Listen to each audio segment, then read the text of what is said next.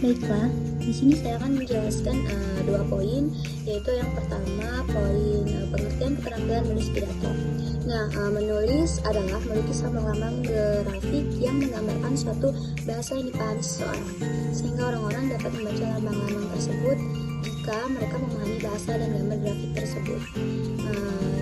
Ada juga pidato merupakan pengungkapan pikiran dan perasaan dalam bentuk kata-kata yang digunakan di depan orang banyak secara lisan.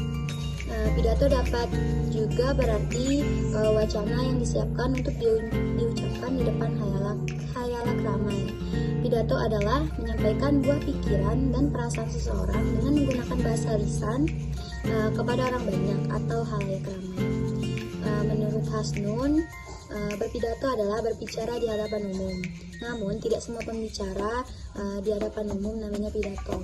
Berpidato merupakan bentuk kegiatan berbahasa yang dinyatakan secara lisan dalam situasi tertentu kepada orang tertentu. Ada juga poin kedua, yaitu tentang struktur teks pidato. Struktur teks pidato terdiri yaitu pendahuluan, isi, dan penutup. Yang pertama, saya akan menjelaskan pendahuluan.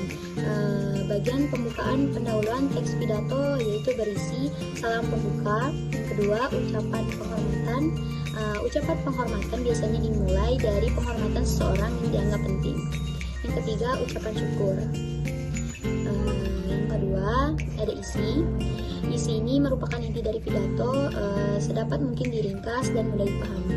Usahakan jangan menyimpang dari tema pokok pembicaraan, dikemukakan sedemikian rupa sehingga tampak jelas kaitannya dengan kepentingan para audiensi. Yang terakhir ada penutup. Penutup pidato yang baik akan menimbulkan rasa simpati dari pendengar. Penutup pidato dapat diisi dengan simpulan pendek dari uraian sebelumnya. Ada juga permintaan maaf kepada hadirin atas kehilafan dan kesalahan yang mungkin terjadi, baik disengaja maupun tidak sengaja. Yang terakhir bisa diisi dengan salam penutup. Mungkin sekian materi yang bisa saya sampaikan. Baiklah, di sini saya akan menjelaskan materi tentang gaya bahasa teks pidato. Seperti kita ketahui teman-teman, gaya bahasa ini digunakan oleh setiap penulis seperti halnya dalam menulis pidato. Gaya bahasa ini digunakan oleh pengarang atau pembicara sebagai teknik dan alat untuk mencapai tujuannya.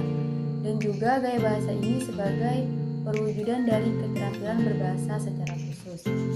Di sini Ahmadi menyatakan bahwa gaya bahasa merupakan ekspresi yang personal. Apa sih personal itu? Personal di sini adalah ekspresi gagasan dan penalaran secara lisan. Di sini Kerak juga menjelaskan bahwa pola gaya bahasa yang baik harus mengandung 3 unsur. Yang pertama, unsur kejujuran, dan yang kedua, sopan santun, dan yang ketiga, harus menarik. Baiklah, selanjutnya saya akan menjelaskan materi tentang jenis-jenis pidato. Rahmat membagi jenis pidato menjadi 4 macam. Yang pertama, pidato impromptu. Misalnya, ketika Bapak Ibu datang ke suatu pesta, kemudian Bapak Ibu diminta untuk menyampaikan pidato. Maka pidato yang Bapak Ibu sampaikan tanpa adanya persiapan terlebih dahulu. Itu yang dinamakan pidato impromptu. Yang kedua, ada pidato manuskrip.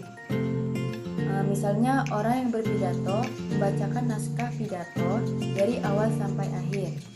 Pidato jenis ini diperlukan oleh tokoh nasional atau para ilmuwan.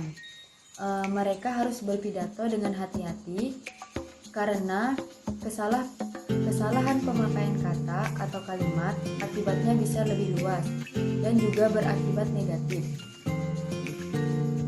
Dan yang ketiga ada pidato memoriter. Jenis ini sering menjadi tidak dapat berjalan dengan baik apabila pembicara lupa bagian yang akan disampaikan.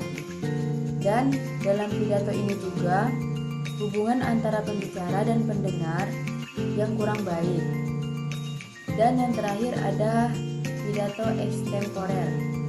Pidato ini disampaikan dengan menggunakan metode perpaduan antara menghafal dan membaca. Dalam pidato jenis ini pembicara hanya menyiapkan garis besarnya saja atau poin-poin pentingnya saja. Pembicara juga dapat secara langsung merespon apa yang terjadi di hadapannya, sesuai dengan situasi dan kondisinya. Baiklah, di sini saya akan menjelaskan materi tentang langkah-langkah menulis teks pidato. Menurut Keraf 1970 halaman 317, agar tidak menyimpang dari apa yang akan dibicarakan, maka akan lebih baik jika kita mengikuti langkah-langkah menulis teks pidato sebagai berikut. Yang pertama, menentukan maksud. Setiap tulisan selalu menentukan topik tertentu yang akan disampaikan kepada khalayak dan mengharapkan suatu reaksi tertentu dari pembaca atau pendengar. Yang kedua, menganalisis situasi. Ada beberapa topik yang akan dipakai untuk menganalisis pendengar yang akan dihadapi. Seperti pembicara umumnya telah memberitahu pendengar mana yang akan hadir dalam pertemuan tersebut. Yang ketiga, memilih dan menyempitkan topik. Memilih dan menyempitkan topik adalah setiap tulisan. Terlebih dahulu, seorang memilih dan menyampaikan topik yang akan ditulis dan yang ingin disampaikan kepada para hadirin. Ada beberapa topik yang harus diperhatikan dalam menulis dan menyampaikan topik. Yang pertama, topik yang dipilih hendaknya sudah diketahui kemungkinan untuk memperoleh lebih banyak keterangan dan informasi. Yang kedua, persoalan yang dibawakan hendaknya menarik perhatian pembicara. Dan yang terakhir, persoalan yang dibawa hendaknya menarik perhatian pembicara sendiri. Langkah-langkah yang keempat, mengumpulkan bahan. Setelah memilih dan menyampaikan topik, selanjutnya kita mengumpulkan bahan penyusun, dan bahan yang akan kita lakukan itu ada 3. Yang pertama, mengumpulkan bahan. Yang kedua, mengumpulkan kerangka karangan. Dan yang terakhir, menguraikan secara detail. Langkah-langkah yang terakhir, membuat kerangka uraian. Sebelum kita menulis atau membuat karangan uraian, terlebih dahulu kita akan menyiapkan langkah-langkah untuk tahapan menulis teks pidato, yaitu yang pertama, menentukan topik teks pidato. Yang kedua, mengidentifikasi pendengar atau pembaca teks pidato. Yang ketiga, menentukan tujuan pidato. Yang keempat, membuat kerangka pidato. Yang kelima, mengembangkan ide pokok. Yang keenam, menyunting teks pidato. Dan yang terakhir, mempublikasikan teks pidato dalam bentuk tulisan atau secara lisan. Mungkin hanya itulah yang bisa saya paparkan, sedikit materi dari langkah-langkah menulis teks pidato. Baiklah, di sini saya akan menjelaskan penilaian menulis pidato. Adapun yang terdiri dari penilaian menulis pidato: A. Struktur pidato. 1. Tidak terstruktur, tidak ada pembukaan atau penutup yang jelas. 2.